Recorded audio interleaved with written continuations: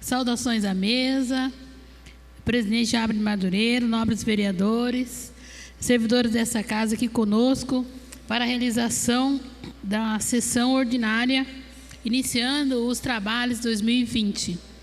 E eu quero, prezados munícipes aqui presentes, e também a respeito da participação dos moradores, usuários da UBS, do Jardim das Indústrias, o termômetro importante para o servidor público é o agradecimento e a satisfação dos usuários. E no caso da servidora Ana Paula, enfermeira, ela tem a resposta da comunidade do reconhecimento do seu trabalho, do seu bom trabalho como servidora.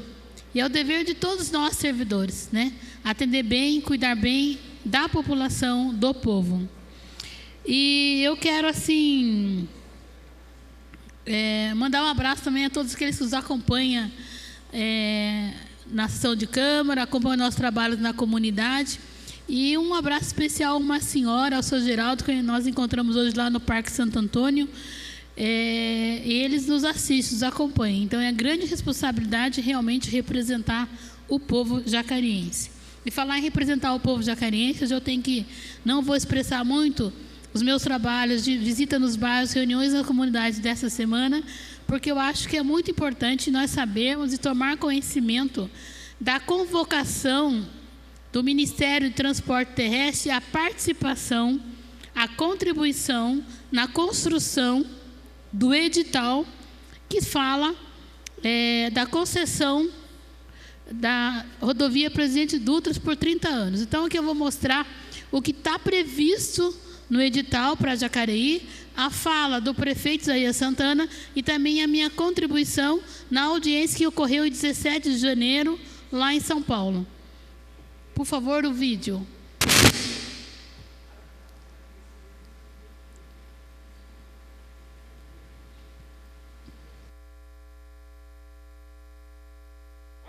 ...34,6 quilômetros de faixas adicionais em Jacareí, além de 3 passarelas, uma praça de pedágio será ampliada e um posto de pesagem veicular.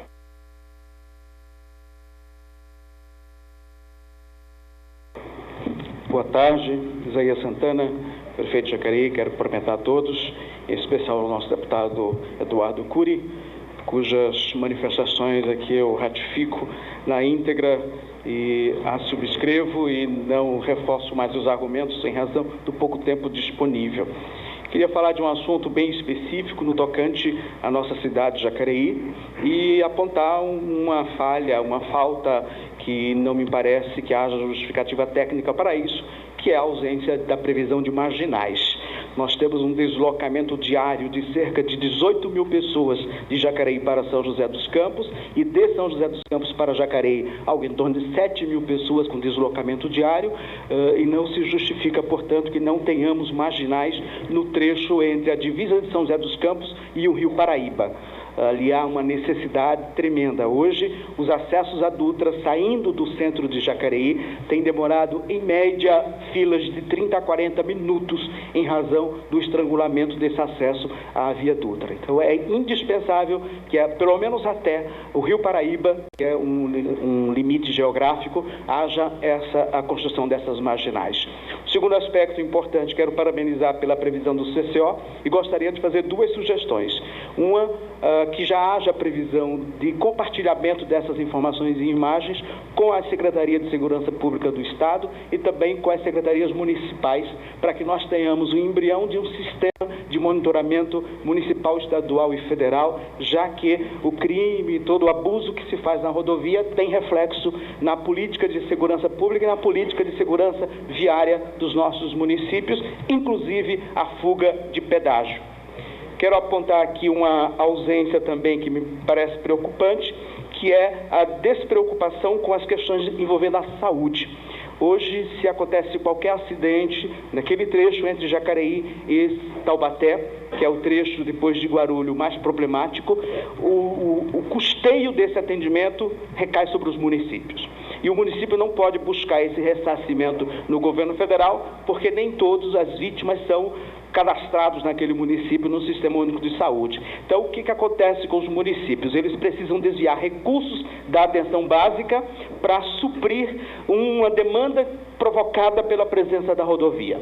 Então, nós teríamos como sugestão que fosse estudada a possibilidade ou de um seguro ou de uma reserva para que a operadora pudesse ressarcir o município daquelas despesas médicas que ele teve, que onerar o seu orçamento com aquele acidente, com aquele socorro em casos de urgência, em casos de acidentes na rodovia.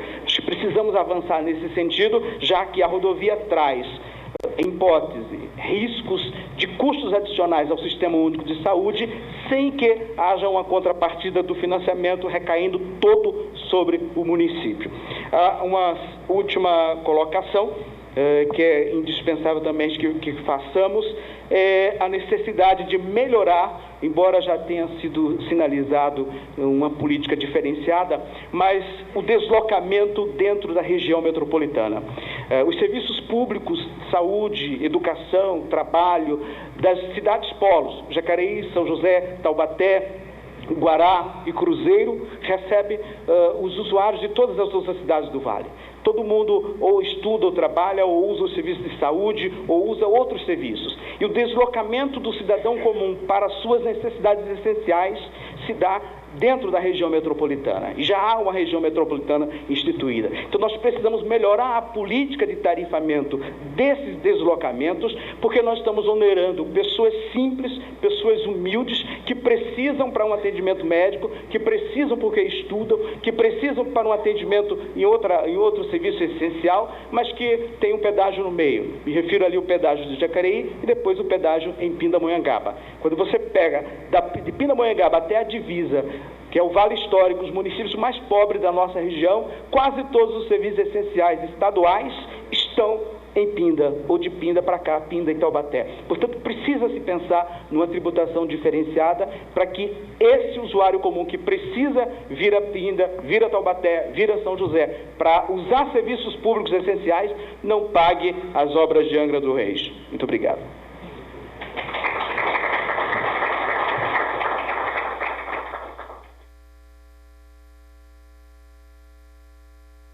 Boa tarde a todos, senhores presidentes, senhor Marcelo, Leonardo, saúdo a todos aqui presentes.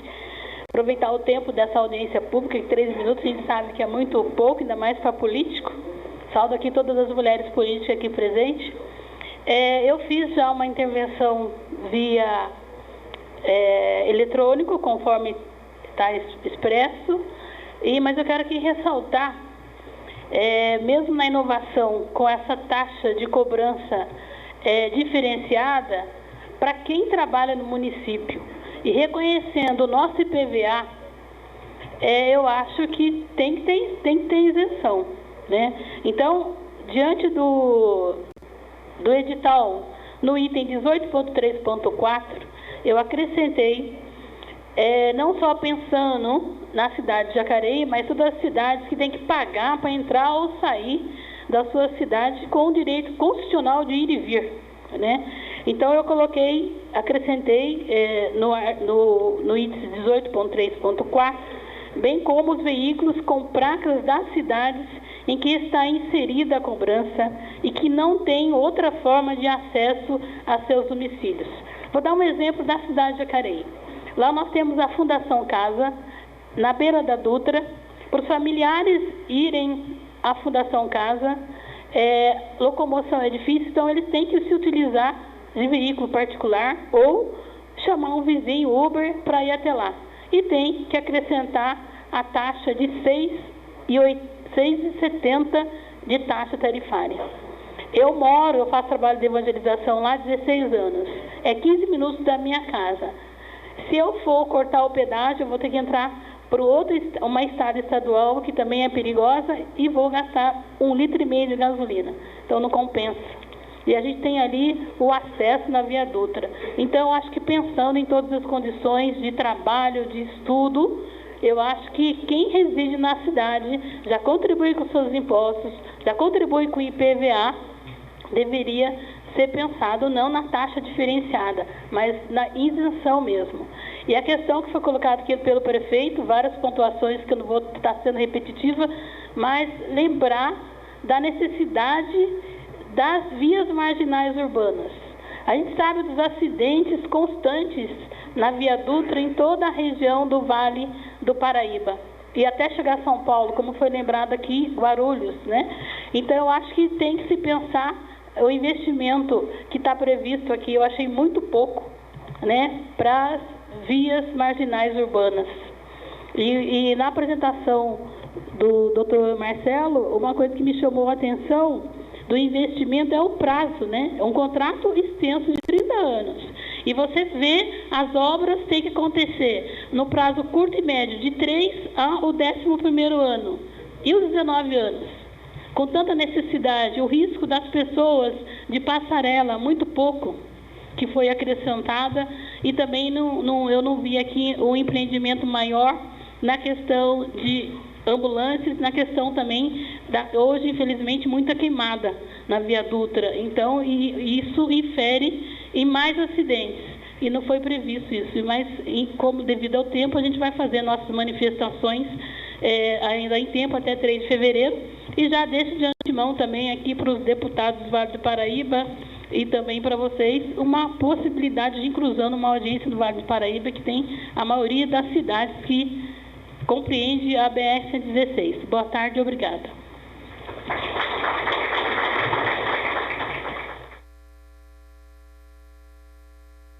E o pedido foi atendido, né? Está acontecendo hoje na cidade de São José dos Campos, o atendimento para o Vale do Paraíba. Teve a presença de 14 prefeitos do Vale do Paraíba, mais vereadores desta casa, vereadores em peso de São José dos Campos e outras regiões.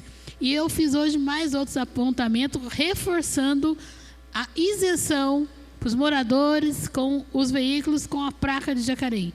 Porque nós temos que bater nessa tecla. Então, por isso que eu falo mais uma vez, essa audiência, participação é para todo mundo se manifestar lá no site, lá já está colocado no Facebook, e a contribuição vai até o dia 7 de fevereiro, às 18 horas. Então, vocês que gostam de pôr muita coisa nas mídias sociais, façam um favor para a cidade de Jacareí e todo o Vale do Paraíba. Entra, perca um minuto e reivindique. Se a nossa prioridade é a isenção, então todos nós devemos lá protocolar o nosso pedido. Obrigado pelo mais um minuto, né? Que hoje também eu falei mais 2 minutos lá na audiência. E uma boa noite a todos e estamos à disposição do povo de Jacareí. Próximo.